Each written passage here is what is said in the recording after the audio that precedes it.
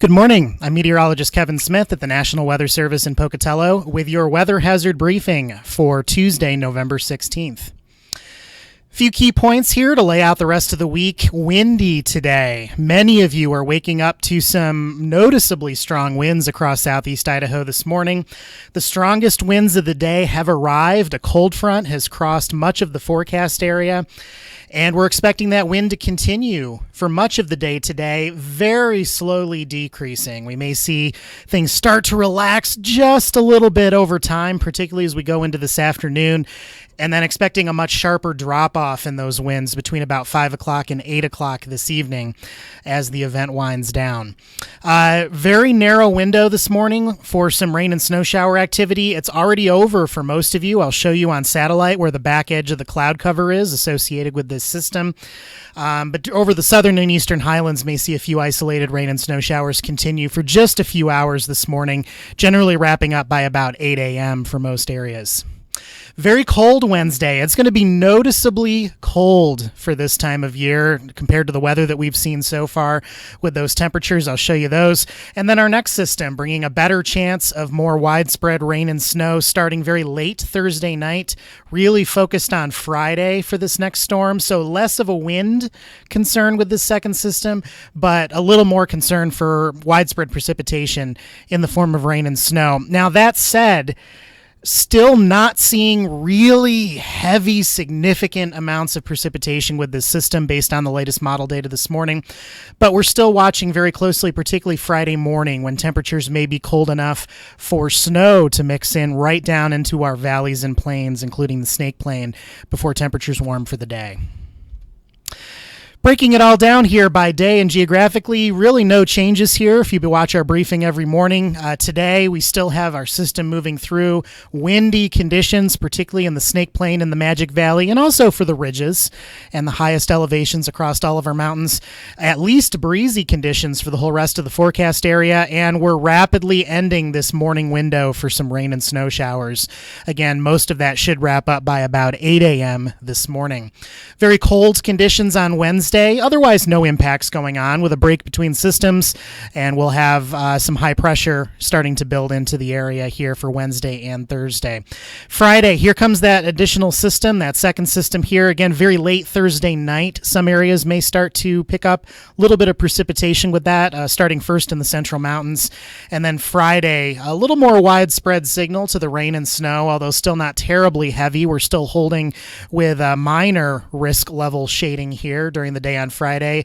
Eastern Magic Valley down in Burley and Oakley, I think temperatures are just going to be too warm to really ever see snowfall out of Friday's system.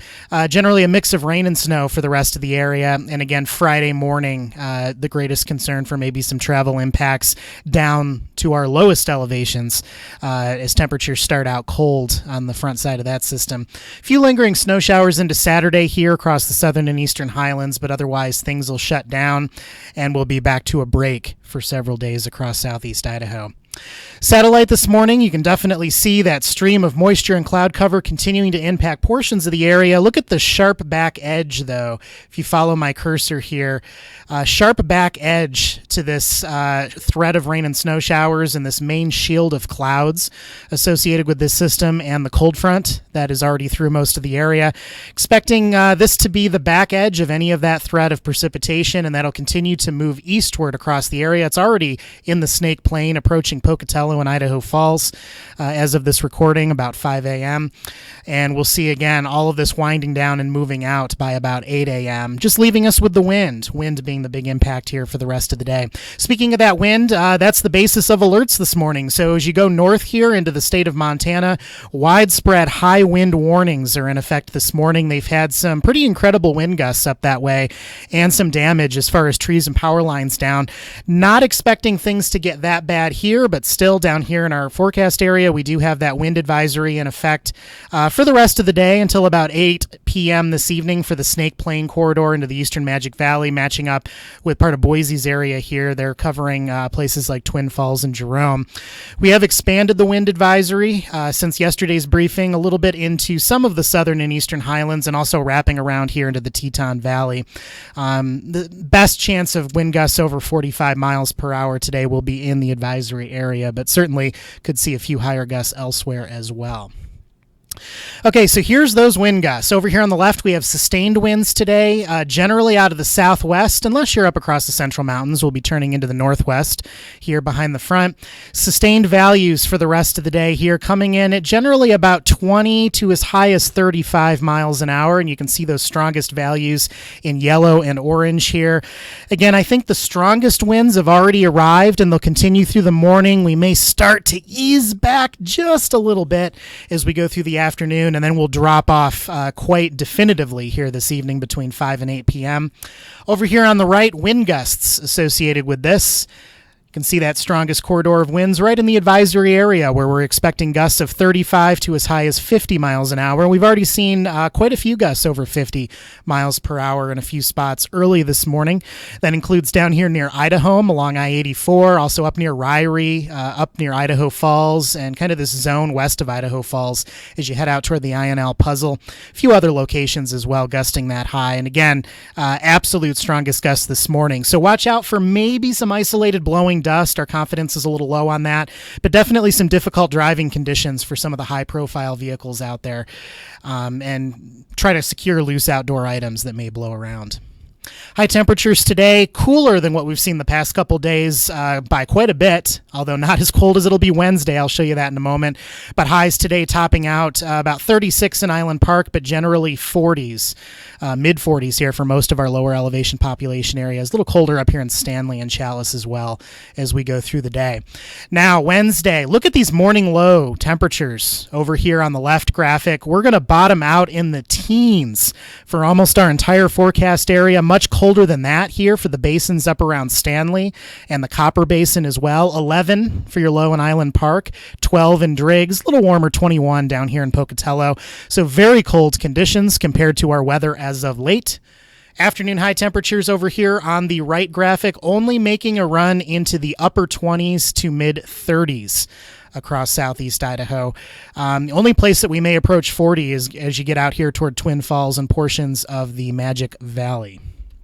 Thursday, we'll do it again, at least for morning low temperatures, bottoming out again in the teens for just about everyone. Some low 20s here in the eastern Magic Valley and lower Snake Plain. 6, our forecast low up in Stanley, so certainly those colder spots overperforming or underperforming if you prefer, as we usually see.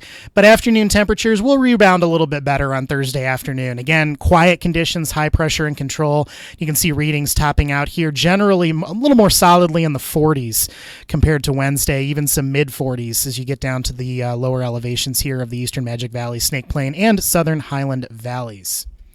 Friday, we warm up just a little bit more, topping out generally again in the 40s, maybe 50 for the Burley area, 45 down to Montpelier, 36. Holding a little cooler up in the Island Park area for Friday. And this is the day that we're expecting that second system to move in across the region. So latest update on our snow totals that we're expecting there. Not a lot of change here. Maybe a little lower than what we showed you before here on the Sawtooths. That may creep back up a little bit here as we watch the models. But generally topping out about 4 to 6 inches here in the highest elevations of the Sawtooths. Over here in the Grand Tetons, maybe even a little more than that. As far as travel impacts, though, I think all of our mountain passes are at play here for 1 to 3 inches of accumulation. Again, really focused on Friday. Maybe a little accumulation down into Driggs. I think Fremont County in the Island Park area has a good shot at seeing 1 to 3 inches of snow.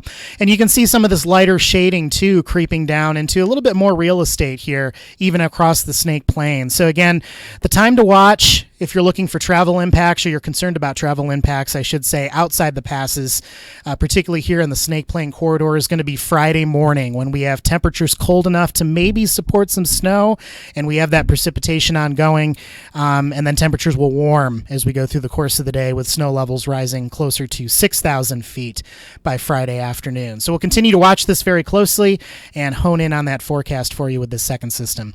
That's it for your briefing today. As always, if you have any questions, comments, or concerns, we are here 24/7. Feel free to reach out via phone, email, or social media. And have a great Tuesday.